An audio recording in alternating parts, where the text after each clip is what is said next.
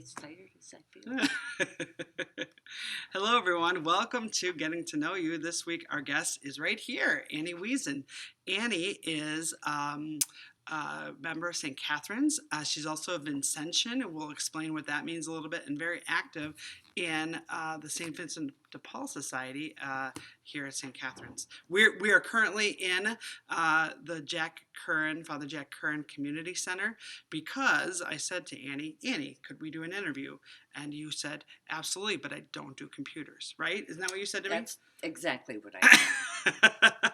So I'm breaking protocol, and this is the first in-person interview that I have ever done for this series. So, Annie, how are you? I'm fine, thank you. Good. Thank you for doing this with me. I'm glad I could do this. My first question I ask everyone is, we have Jane in the back. That's okay. My first question is, tell me about you for anyone that might not know you. I know people at St. Catherine's know you really well, but definitely people at St. Sebastian's might not know you as Right. well. I am a lifelong Catholic. I was born and baptized at Holy Redeemer Parish, which at some point in life became Blessed Trinity Parish. My father died when I was 6, and I think that was one of the that really affected how I lived my life. My grandmother was a very religious person, went to religious grade school, high school, and at some point or another, I started getting more involved in the Catholic faith. I don't always agree with everything, everybody knows that, but I am very pleased that, for one thing, that John is actually doing this. Everybody out there should know if he offers a program, you guys should be raising your hand and saying we'll be there. You're getting off topic. You're welcome. Thank you. I am a piece of work. Mm-hmm. I have 4 children. I was married for 52 years. I have 8 grandchildren. I have great faith that they are all going to be okay. Mm. Sometimes it's a challenge to not be frightened of what's going on around, but I have great faith in God. And Where does that faith come from? Why are you so sure? it's a gift. If you get a gift, you accept it. You don't always ask for it, but if you get it, accept it. And you know And what? you don't always need to understand it. No, you don't. Yes, okay. You don't. Good point. So I'm very pleased with how my life has gone. I've had ups and downs. I've had great times. I've had not great times. I knew good people and I know not so good people. But I've learned that God has a way of shuttling us through all the stuff that we do. And I have great faith in Him. Can I ask you a little bit more about your dad passing? That was a kick in the head. Yeah. You said that was such a pivotal moment. I was 30 years old before I stopped fearing dying.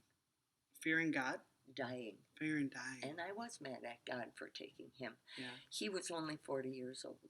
And that left my mother with 4 children, and she only had a 6th grade education. She was a farm girl. We never were hungry because my mother knew how to do make something out of it, nothing. But it's probably a stressful childhood, though. In some ways, yes. This is the thing. I came to a conclusion. At some point in my life, I am pretty sure I was a half orphan that was worried about becoming a full orphan. Oh, wow. And then what will happen to me? Yeah. And once you live in that sort of cloud, then you realize that you're blessed with what you have. My mother was a blessing.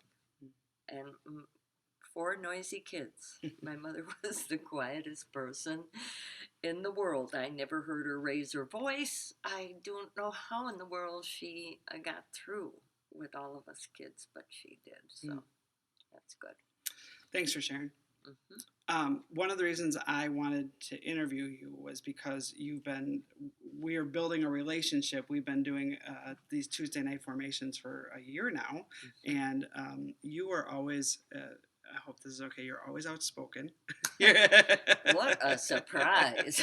You are always courageous in what you say. And you always have really good insight. And so I wanted to share that because I feel blessed every time that I'm with you. So I really did want to share that. And I keep saying I wish more of the people in the parishes would do these small groups because they're going to get a lot out of them. Um, you have faith, but you have to. In some cases, it's only a flicker, and you have to blow on that flame to make it rise. Yeah, yeah. And that's why doing this is, I think, really important. And yes, I'm outspoken. I've lived a long life, and I've seen a lot of things, and there's no time to waste. There's a song that goes, "Why don't you tell it like it is?" Oh yeah. And I think don't waste time. Yeah. I think we are all telling things like it. Hey, when you had a grandmother or grandfather who was old and spoke truth in a big room, weren't you embarrassed? I'm at that age. I'm never embarrassed about what you say. I think you bring up good questions. In fact, I liked what you said at the beginning. Not to trudge too much into dangerous territory, but you said you don't agree with everything. I don't. So let's transition that. You've already talked about your faith, but in a more direct way, talk about your faith and talk about why you stay in a church that you struggle with sometimes. Mm-hmm. Isn't that interesting? No, seriously.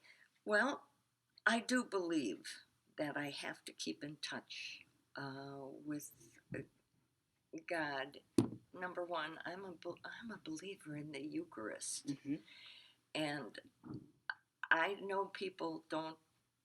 Not all people, not even all Catholics, believe in the true presence, but I get uh, it's unexplainable. I think that is the gift of the Eucharist. Mm. You go to communion and you can't describe it. It is something really special. I've got this thing about going into church. There are times there are 50, 75, 100 people in church, and yet I can feel like I'm the only person there. How can that happen? Seriously. What do you mean? Like you are just describe that a little more. It's like this is all for me. Mm. Seriously. Mm. It is a very moving experience to feel I am with a group of believers, and yet I wonder if they're feeling that same shower. Mm. So that's what you feel that deeply. I do. Yeah, I do. And I had many years ago. I had a class of kids for Sunday school, and I said to the kids, they were probably fourth or fifth graders, um, you know, I don't go to church because I have to. I go because I want to. And they couldn't believe that. And I said, I hope you at some point get to the point where you can go to church because you feel you have to be there. It's important to be there. That you want to be there. I want to be there. Yeah, yeah. When we had COVID start, I did 3 weeks of Mass over TV. Mm-hmm. Didn't like it. Didn't do the trick. I'm going back. I'm going back. Yeah. So what did you miss? it was not like watching a movie. Mm-hmm. This was it's experiential to you. Mm-hmm, the prayers together. Mm-hmm. That being part of a group was really important. Yeah. No, it makes perfect sense. I want to get into your Vincentian work. First of all, if someone doesn't know what that is, explain what it is. St. Vincent de Paul Society was started by Frederick Ozanam. He was a student in Paris, and he walked out of church one day and saw all these starving people. And he went and got his classmates together, and they started um, feeding people and becoming advocates for the poor. Mm. It is what we do. And it's a worldwide organization. There are conferences, and St. Catherine's Conference is one of the major ones in the city of Milwaukee. Most of our work is with people in the Black community. Most of our people that we serve are Baptist. And I always say, if you want to learn how to pray, you go to a Baptist, because we pray with people. And when we're done with a visit, we say to them, we have a prayer we can say with you. We hand them a sheet of paper. Or you can say the prayer. And 9 times out of 10, they will say the prayer. And it is just straight from their heart. Yeah. They do not need prompting. They know how to pray. And we give what we can. We have very generous people in our parish that give us stuff, things like bed sheets and cookware and all kinds of stuff. Those are what we call in-kind gifts. We have a $200 limit on what we can help people with, and it's usually for beds or refrigerators or stoves. And we have suppliers who will sell a stove to people for $200.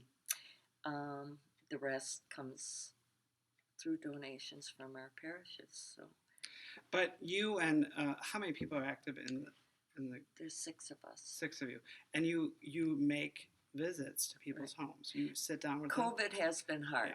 Yeah. Normally, you go out as a pair and you go into a person's home and you assure them that you are not a social worker. We are here as a calling. It is something that God is expecting us to do, to take care of other people. And that's why COVID was hard. We're missing the personal connection with people. We're used to giving a hug. We're used to having their kids around us, and that's not happening. So this has been difficult. Yeah. But we're doing it. In some cases, we're doing what are called porch visits, where we talk to them, interview them on the phone, and then we will write up a voucher for either the store or for one of the appliance suppliers, and then we will gather up stuff that we gleaned that they needed. They're out of bath towels, they don't have bed sheets, they don't have pillows, they don't have cleaning supplies. We will carry that stuff to their porch and give it to them. Yeah. I've seen you lift a lot of stuff. Yes, we have. What? And I'm one of the, there aren't many young people doing this. I'm going on 78, and we could use, number one, we could use some men who are strong. We could use more people that could go on these visits. How do you get the names? It comes through the main offices of St. Vincent de Paul in the Milwaukee area. They have one call. 211 emergency calls will often be referred to St. Vincent de Paul by 211. And then they assign people to us according to our conference boundaries. And in the case of St. Catherine's, they took on what we had when we were Blessed Trinity. So we go all the way up to Silver Spring, Titonia, to 60th Street, and to Lisbon. Big group. That's a big area. St. Seb's does to the west, to the east of us. Everybody, and then on the south side, there are some very busy ones too. One of the things that is very gratifying is we have a number of parishes outside of our city that support us. They send us checks so we can continue to do our work. Oh, really? Yeah. Yeah. Yeah. There's one on St. Joseph's on Center Street is helpful to us. And hey, we take what we can get. Absolutely. It's really wonderful. Since you named it, I'm going to say it again. 78 years old. Mm-hmm. Why do you continue to do such challenging work? I ain't dead yet. But for real, what is that calling in you? Why do you do that work? I'm part my grandma. I remember my grandmother lived upstairs, and grandfather and grandmother lived upstairs from a tavern that he owned. And men would go and get really loaded and sick. And my grandmother would take them all, clean them up, put clean clothes on them, and send them on their way. Really? And I think that is still in my head. Wow. And I'd say, ugh, it's ugly. That's terrible. He stinks. All this kind of stuff. And she says, they're one of God's people. Huh? This is a falling down drunk, and you're cleaning them up. Wow. It's a fantastic memory to have. Reminds me of Mother Teresa saying she could see the face of God in everybody that she served. That's what we are trying like to do every time we go. And I think I brought up during our meeting just now that there are times we go out and we're wondering, are we making a difference? Are we doing the right thing? Sometimes this is very difficult. And God, why did you send me here? And then a week later, we get one where the answer came. And it's not all going to be sweet and lovely. But there's a reason we're doing it. We are going to do the good. It's a challenge. Yeah. I just had a thought. You talk a lot about like the struggle of life and how the role that faith has in that connection. Could you just say a word about that? Because I've heard you talk a lot about it. And I feel a lot about it. I don't know how people pray, but I am a conversationalist with God, and I say, why are you letting this happen to me? Why is this happening? Why is that happening? And finally it came to the conclusion that, yes, things were happening. Am I ever saying thank you? And now I'm a thank you. There are times when I wish I could duck under the problems, but the problems that I've lived through, He has expanded my mind. I'm accepting things that I never thought I'd accept. You're surprised by yourself? I am surprised. Because I didn't think I was this way. And so it's actually very gratifying to know that I'm accepting the gift. And He's got to keep giving it. Because every time I drive here, I'm saying, Lord, you are driving this car, keep me safe and everybody around me. That's my prayer every morning. What's the country song? Jesus, take the wheel? Yep. You lived that before that song was popular? Yep. I never heard that song. You want to sing it for me? No, I don't. As I would say, I don't have the rights to publish that on the internet. So. Yeah, there you go. There you go. I'm not a goody two-shoes. I'm not a holy. I am one of these people that is in the struggle all the time to keep my faith alive.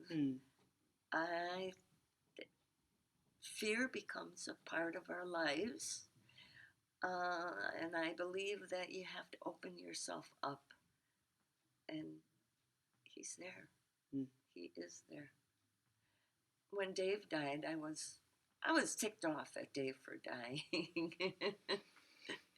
Because I had been with him in the hospital and in the nursing home for 5 days, day and night. And on a Sunday morning, it was very early. It was 5 o'clock, and I woke up and I needed a cup of coffee so bad, and I needed some scrambled eggs. And I went and said, honey, I'm going to go and get breakfast. I have got to eat something because there was nothing in the nursing home. And I went. I was gone an hour. I came back, and he had died. How could you do that to me? But he did. And the nurse said, don't feel bad. You could have walked down to the bathroom and he would have done that. It's like He was maybe waiting. he was, yes. So, God knows I forgave him. And I know he's with God. And that's good. Yeah.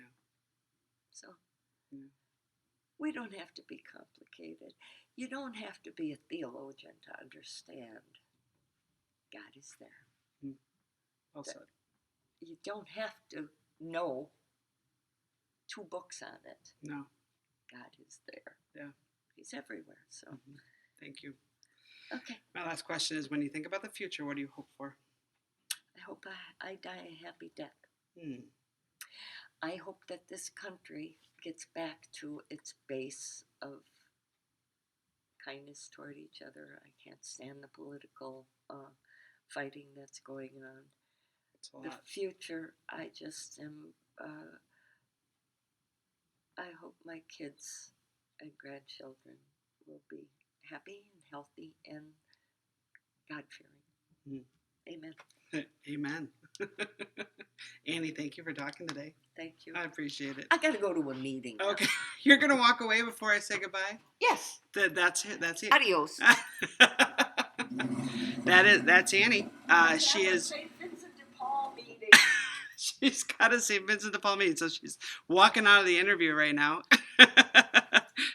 Thank you so much, Annie. We appreciate it. We'll see you later. And he does good work. Thank you. Bye-bye.